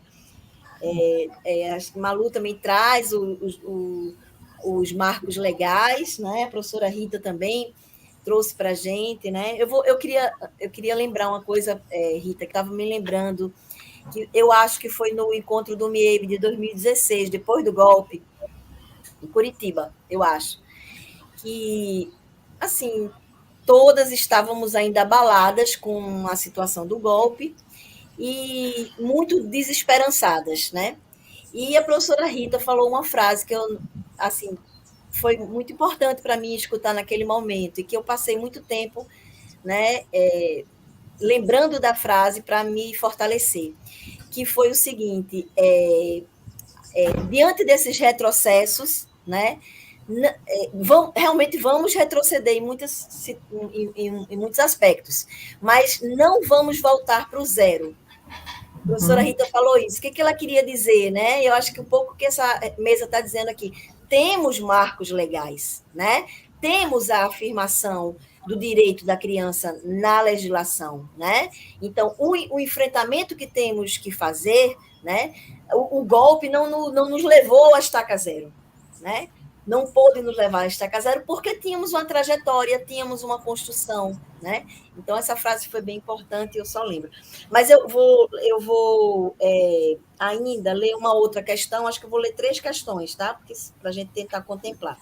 Então, a Maria Carmen Bezerra Lima diz assim: a sinopse do Censo Escolar 2020 mostra a existência de 127.987 professores e professoras com formação em nível médio, sendo 64.641 na creche e 63.346 na pré-escola, né?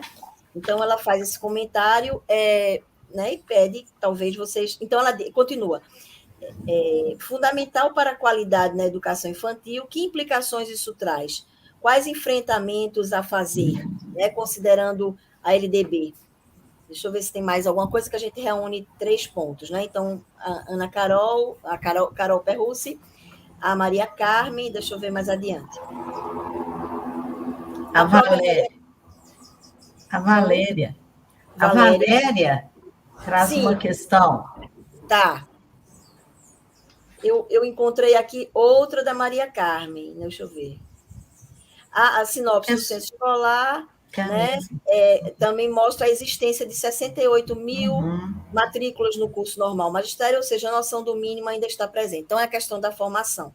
Né? E aí, Rita chama a atenção da questão da Valéria, eu vou ler aqui para vocês.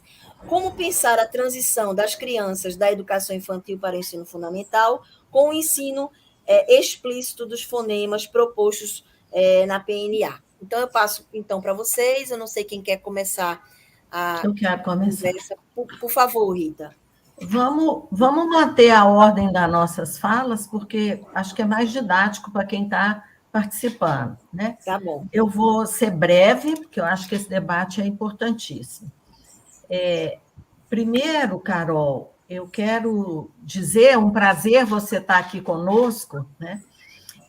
Eu quero dizer que, na minha avaliação, falta para todas as políticas, não falta só para a educação infantil, né?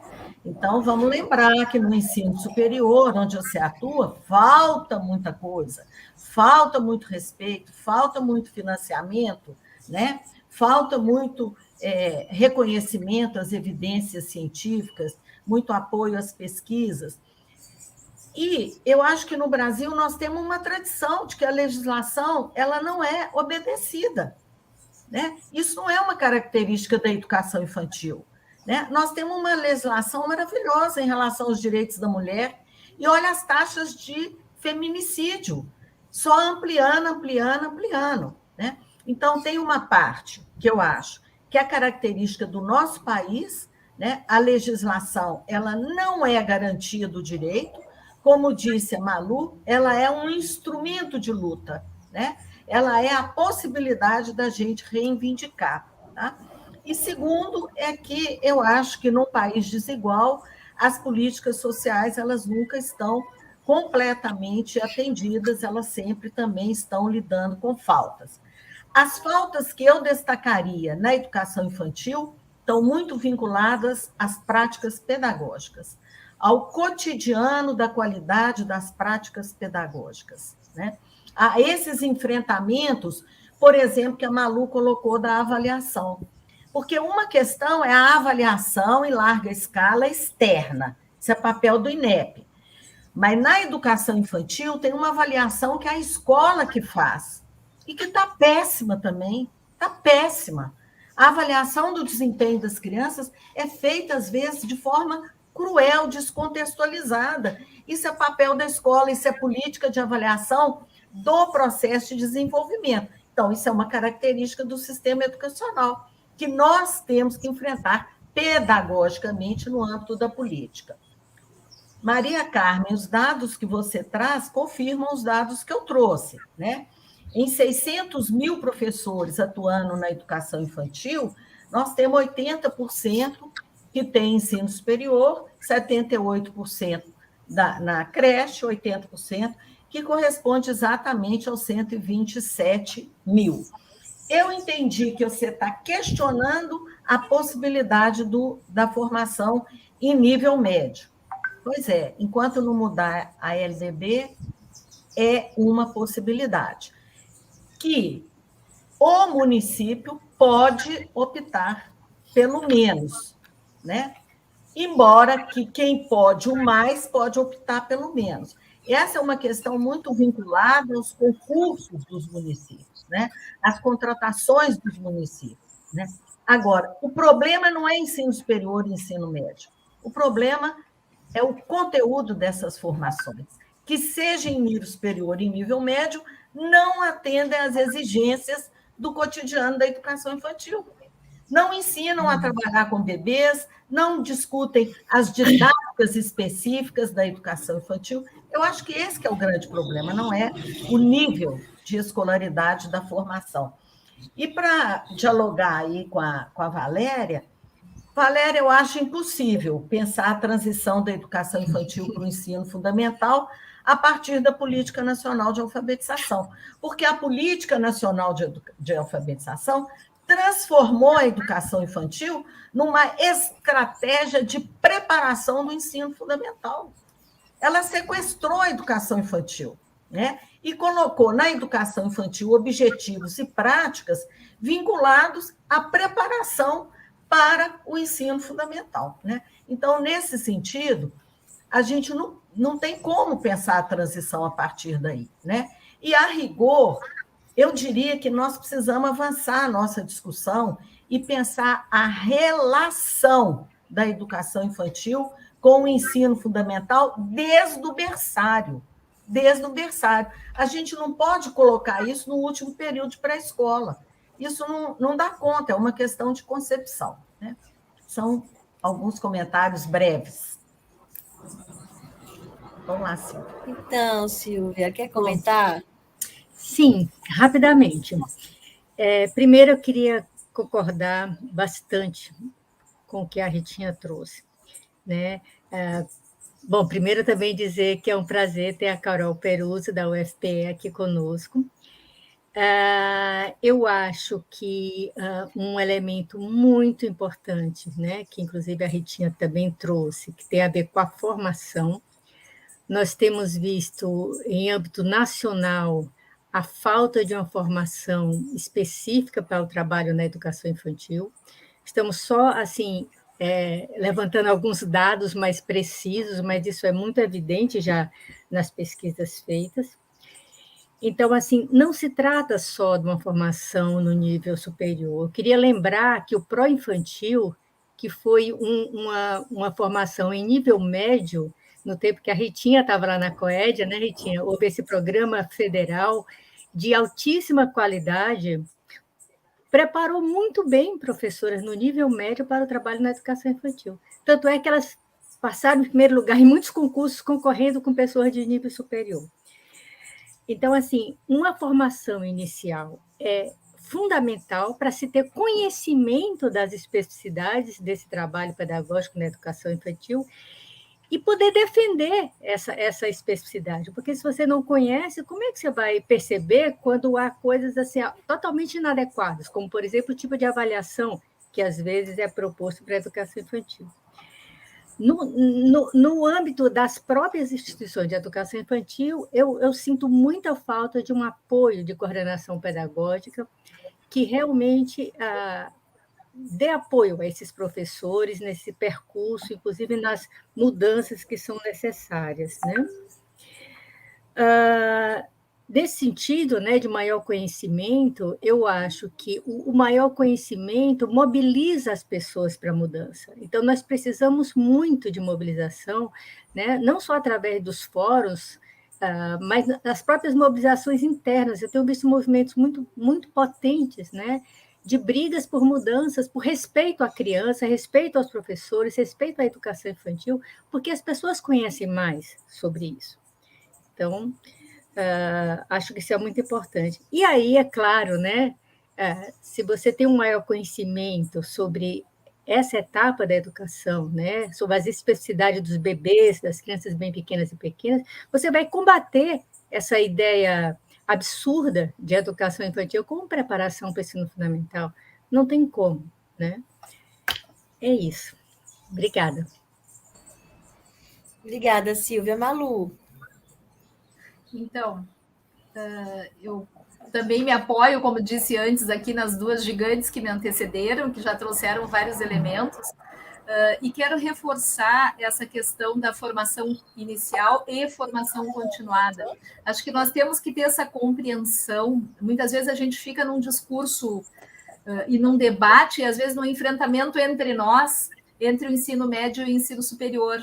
E eu concordo com a Silvia que não é por aí, né? Eu, como professora em curso de pedagogia e outras licenciaturas, eu recebo estudantes que fizeram o ensino médio modalidade normal e são muito diferentes em relação a quem vem direto do ensino médio. Então, eu penso que a gente talvez possa construir pontes e fazer diálogos, né? Em algumas realidades, o que existe disponível do ponto de vista presencial é o ensino médio, ou era o ensino médio, que muitas escolas estaduais foram fechadas nesse sentido. E eu queria colocar um acento maior na formação continuada, porque mesmo que eu tenha tido uma boa formação inicial, vamos dizer ali em 5 anos, essa formação já está ficando defasada. E, além disto, esta minha formação inicial ela é apenas uma base para que eu me articule no meu coletivo, lá da escola, da minha rede, do meu território, para construir os processos educativos das crianças hoje, as crianças que eu tenho hoje, né? Então, eu penso que a formação continuada ela precisa ser muito mais articulada e orgânica com a realidade de cada escola, e não, às vezes, o que a gente acompanha, a formação continuada, com base na contratação de figurões do panorama nacional, que vão lá fazer uma palestra motivacional por milhões de reais, né? Para uma conversa com profissionais, às vezes, de uma realidade muito simples, de um município muito pequeno, um município que, às vezes, não tem nenhuma equipe técnica na secretaria para poder conduzir um processo articulado de formação continuada. Então, eu acho que a formação continuada é algo que a gente tem que tomar nas mãos em cada realidade e ela dialoga estreitamente num círculo virtuoso com a avaliação da qualidade, porque os referenciais que nós temos sobre a avaliação da qualidade nos apontam para uma avaliação negociada, uma avaliação que é construída por cada coletivo, em conjunto, aquilo que a gente entende por qualidade e aquilo que a gente faz um diagnóstico da nossa realidade e elenca como nossas prioridades. E é dali que a gente tira a necessidade da formação, porque a formação tem que nos ajudar a suprir as lacunas que a gente identificou nesse diagnóstico. Então, ela tem que ser encarnada em cada realidade. E o nosso plano, o nosso projeto de formação continuada tem que atender à necessidade que a gente identificou nesse diagnóstico, neste planejamento que a gente vai fazer para um próximo tempo e que nós temos que ter autoria disso, né? Eu gostaria de reforçar a questão da autonomia docente, da profissionalidade docente, que fazem parte da nossa valorização e que se articulam com a gestão democrática. Então, estes pacotes de sistemas apostilados, estes portais educativos que chegam prontos, o livro didático que já traz página a página o que a gente deve fazer, essa vinculação dos materiais apostilados com a BNCC, que eu acho que ela é muito preocupante, a relação das atividades aos códigos alfanuméricos com a distribuição sequencial dia a dia, semana a semana, nos tira a autonomia e o espaço de olhar para as nossas crianças e para a nossa realidade. Aquilo tudo que a gente falou aqui antes, né? A criança no centro do processo curricular. A Silvia trouxe lindamente a questão da escuta das crianças, né? Então, essa nossa profissionalidade, ela se constrói na autoria. E essas propostas pedagógicas têm que ser encarnadas na nossa realidade, não podem ser compradas ou delegadas ou impostas a nós. Então, acho que a formação continuada eu colocaria um acento importante para que a gente avance, né? Porque ela também nos sustenta autonomia docente, gestão democrática, planejamento participativo, propostas pedagógicas construídas com a participação dos profissionais, das famílias e das crianças. Então, nós temos um escopo legal que nos sustenta para fazer estes enfrentamentos. E eu acho que esses enfrentamentos, eles são locais, eles são internos, e, ao mesmo tempo, eles são intersetoriais, interinstitucionais, e podem ser internacionais, né? E a gente tem que ainda avançar, como eu disse antes, a pandemia nos alerta para a interseccionalidade. Nós precisamos buscar o movimento de mulheres. A luta pela qualidade da educação infantil tem que entrar na agenda do movimento feminista, tem que entrar na agenda do movimento negro com estes dados que eu trouxe da exclusão dos bebês desde o nascimento. Então, ao articularmos essas nossas lutas, eu acredito que a gente pode fazer uma resistência, um enfrentamento maior. Como disse a Rita, né, a gente, para retomar esse país aí nas nossas mãos, a gente precisa revogar essa emenda 95, a gente precisa fazer um conjunto de coisas que só conseguiremos fazer bem em conjunto, né? Então, a agenda da educação infantil se soma a outras agendas pelo resgate do nosso país às nossas mãos. Então, gente, são muitos comentários, né? E a gente não vai conseguir realmente contemplar tudo, né? Eu queria só registrar a presença das outras coordenadoras desse GT, né? A pesquisadora Juscelie Benger e Conceição, que estão nos assistindo, estão também aí comentando e pontuando. E eu queria dizer para elas que é muito bom trabalhar com elas, já disse várias vezes, mas eu queria dizer de novo. E queria também registrar a presença de várias pessoas do nosso Fórum de Educação Infantil de Pernambuco, está aqui Célia, Cida, né? Outras pessoas também, que são muitas pessoas. E eu também queria registrar nossos alunos, alunas e egressas do nosso mestrado em Educação, Culturas e Identidades, né? E aí, aproveitando, eu vou ler uma questão mandada por Elaine Florencio, que é nossa egressa lá do nosso mestrado. Então, ela fala assim: professoras, como vocês analisam os reflexos da retirada do programa Bolsa Família e a entrada desse Auxílio Brasil no contexto da educação infantil? Pois, embora seja um programa na assistência social, temos nas instituições um enorme quantitativo de crianças que eram beneficiadas pelo Bolsa Família. Então, aí, Carla Barroca também contribui, né? Juscelin também volta à questão da avaliação. Deixa eu ver mais adiante que tem... Deixa eu ver só mais um pouco.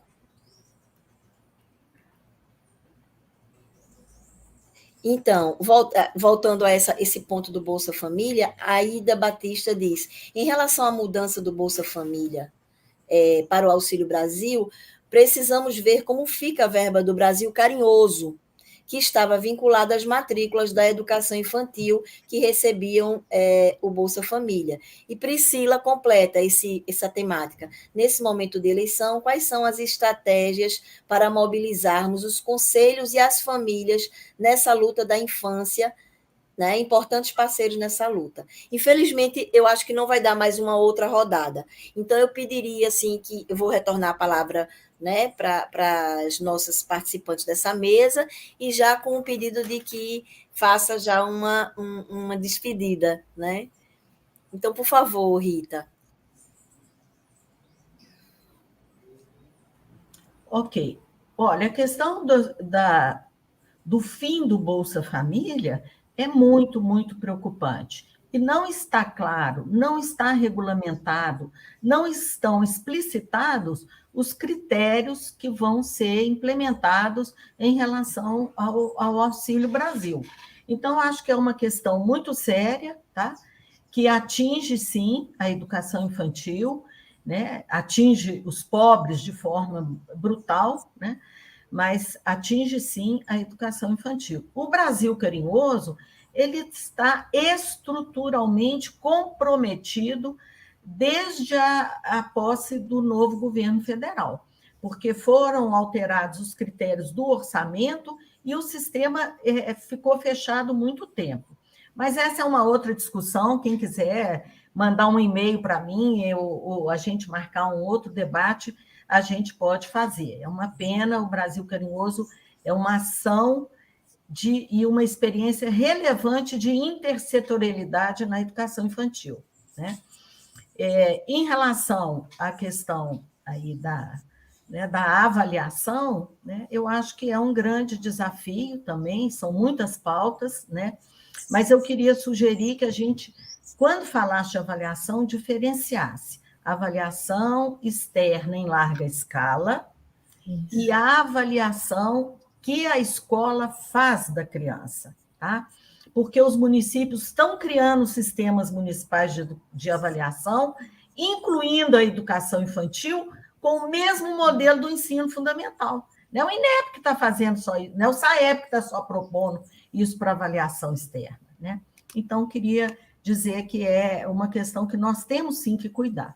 E ficou muito claro aqui nessa nossa mesa, nessa breve conversa, né, de 2 horas, que realmente qualquer um dos pontos levantados pela Silvia, pela Malu, que nós nos comprometermos com a defesa e com a luta deles, nós estamos defendendo a democracia, nós estamos defendendo a participação, nós estamos defendendo uma sociedade mais justa para as mulheres e para as crianças. Muito obrigada, um prazer enorme essa oportunidade e muito obrigada, e também quero declarar publicamente aqui o meu reconhecimento, a minha honra, a minha alegria de trabalhar com a Patrícia, com a Silvia e com a Malu, né? Continuemos juntas. Silvia, por favor. Bom, nesse momento final, eu queria mesmo me despedir e expressar minha alegria de estar aqui participando desse evento, que eu sei que tem várias pessoas que não são exatamente apenas da área da educação infantil, mas são de várias áreas que estão aqui conosco. Então, é muito bom compartilhar essas preocupações e essas alegrias com um público mais amplo. A minha alegria de estar junto com a Ritinha e com a Malu, companheira de tanto tempo. E eu queria só fazer uma única observação a respeito dessas perguntas. É que, assim, nós estamos num momento, eu acho que a Ritinha deixou isso bem claro, né? Num contexto difícil para todas as áreas, não é só para a educação infantil. É claro que nós destacamos aqui exemplos desse contexto da educação infantil. Por exemplo, um dado que eu vi recentemente, o Pró-Infância chegou a ter no governo Dilma 500 milhões de orçamento, para passar anos depois até 30 milhões. Então, nós temos, né, nessa articulação entre governo federal, estadual e municipal, perdas incríveis, mas isso não pode nos deixar abater, né? Nós temos de nos juntarmos, como a Malu colocou naquele seu último slides, né? Assim, a gente estando junto, né, nós nos fortalecemos. Nós precisamos estar juntos para nos fortalecermos e não desistir, porque nós não temos esse direito, né? As crianças precisam que existam pessoas como nós todas aqui comprometidas com seus direitos. Então, bom trabalho a todo mundo. Obrigada, Silvia. Malu. Então, antes de me despedir, eu vou pontuar duas questões que estão interrelacionadas, ali, que acho que é a professora Aida que trouxe, sobre a plataforma do MEC para a formação dos professores da educação infantil, professores e professoras, né? Esse curso de formação vinculado à Política Nacional de Alfabetização atual, e também a questão do Brasil Carinhoso versus esse auxílio criança cidadã, porque são dois exemplos de desmonte. Eu acho que a gente precisa enxergar isso no seu conjunto, né? Os desmontes são vários, os ataques são vários há muitos anos, aprofundados a partir do golpe e da pandemia. Então, vejam que o Brasil Carinhoso incentivava a matrícula das crianças na perspectiva de diminuir essa desigualdade no acesso dos bebês mais pobres, e a proposta atual é de um auxílio cidadão para as famílias comprarem vagas em instituições privadas que sabe-se lá qual qualidade tem. Então, a gente tem que evidenciar essa diferença, né? Porque isso é um projeto. De que forma essas famílias vão poder usar esse recurso para compra de uma vaga de qualidade? Elas terão condições de decidir uma vaga de qualidade ou de investir o recurso que vai ser, obviamente, reduzido para uma vaga de qualidade? E desta maneira que privatiza a responsabilidade, delega para a família a responsabilidade de dar conta de comprar alguma vaga próxima da residência com aquele recurso que foi dado, né? Então, isso rompe uma trajetória de política que ia numa outra direção, que era de incorporar os bebês às instituições de educação infantil, com seu devido direito a esse espaço educacional, né? Então, acho que isso é uma ruptura. E o que a Aida traz ali, chamando a atenção para o curso oferecido atualmente, ele também é contrário à política que nós vínhamos constituindo de afirmação das especificidades da educação infantil nos contextos de leitura escrita e de letramento, né? A gente precisa entender que esse curso se coloca num outro lugar, ele dialoga com outras experiências, com outros referenciais teóricos, com outra nomenclatura, com outras bases teóricas, que não são as bases que nós vínhamos usando e construindo a partir das nossas realidades locais. Então, de 2016 para cá, a gente tem rupturas importantes. O Bolsa Família, um programa que já tinha se constituído como política de Estado, reconhecida, inclusive, internacionalmente. E a gente tem uma ruptura nessa trajetória para um outro programa emergencial. Então, acho que são elementos que a gente precisa olhar no conjunto, né? E nos reunir em lutas intersetoriais, como eu disse, e também interinstitucionais e também interseccionais, para resistir a tantos desmontes que estão colocados, que atingem todas as áreas, mas também a educação e desde os bebês, né? Então, eu me despeço aqui agradecendo muito essa oportunidade, essa honra do convite. Patrícia, eu entendo que nós estamos já há algum tempo juntas aí dialogando em vários espaços e podemos aprofundar aqui. Então, ontem de noite a gente teve reunião do grupo de pesquisa e eu já trago um convite para a gente continuar conversando aqui entre grupos de pesquisa também para avançarmos, né? Agradeço a toda a equipe do EPEP, aos nossos intérpretes de Libras aqui que apoiaram para que o evento fosse mais inclusivo e desejo ainda ótimas mesas e atividades para este encontro. Muito obrigada. Então, acho que é o momento, né? É o momento de agradecer Rita, Silvia, Malu, os nossos intérpretes, o Emílio, né, que ficou no apoio dos bastidores. Agradecer também a quem está com muita atenção nos assistindo e que participou muito com comentários, com questões. Então, que bom, né? Que a gente teve esse público participativo. Muito bom, eu acho que é ótimo, a gente tem que continuar realmente essa conversa, né? Esse diálogo. Acho que a gente tem espaços e a gente pode criar outros espaços também para isso. Que bom.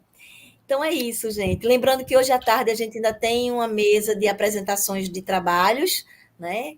E que vai ser coordenado pela professora Conceição Gislane. E com certeza vai ser muito bom, porque até agora as apresentações foram excelentes, com relatos de pesquisa, de experiência, relatos de pesquisa. Então, muito bom ter todo mundo aqui junto, né, com esse pensamento que converge bastante para a defesa do direito da criança à educação, e no caso, a educação infantil. Gente, então, tudo de bom, a gente se encontra numa outra oportunidade.